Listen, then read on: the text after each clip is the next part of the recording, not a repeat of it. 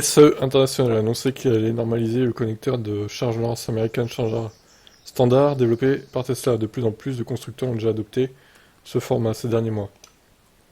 Est-ce qu'ils vont gagner la bataille des chargeurs chez Tesla, hein? On peut se demander, hein. Volvo est le dernier constructeur automobile et le premier en Europe à annoncer son soutien à la norme de Tesla, connue sous le nom de North American Charging Standard. L'adoption du chargeur de Tesla par Volvo n'est pas une première puisque Ford, General Motors ou Rivian ont pris le pas aussi. Compte tenu de cette adoption croissante, la SAE internationale a pour objectif de mettre au point une configuration standard du connecteur de charge de Tesla dans un délai de 6 mois au moins, ou moins, a déclaré donc le responsable de l'organisme de normalisation.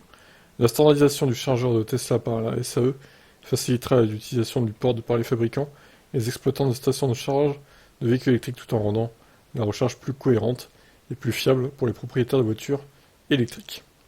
Le port de charge de Tesla, auparavant propriétaire, a été ouvert l'année dernière, dans le but de devenir la norme pour les VE aux États-Unis, et il est désormais en passe d'y parvenir.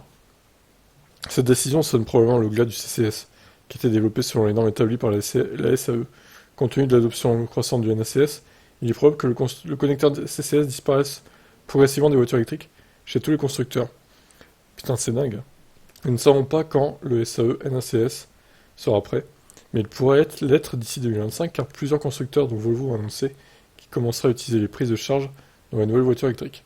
En France, c'est la prise type 2 qui est actuellement considérée pour le standard européen pour la charge en courant alternatif. Un câble type 2 est fourni avec les Tesla et permet à la voiture d'être rechargée dans toutes les stations de recharge publiques. On retrouve également un adaptateur domestique pour brancher le véhicule chez vous. Bon, je commence à me demander si au final CCS Combo ne va pas disparaître en Europe au bout d'un moment. Alors ça prendra peut-être plus de temps qu'aux États-Unis, c'est sûr, mais d'ici 5-6 ans, ça se trouve, tous les chargeurs sont rapides, sont compatibles NACS en fait, en Europe.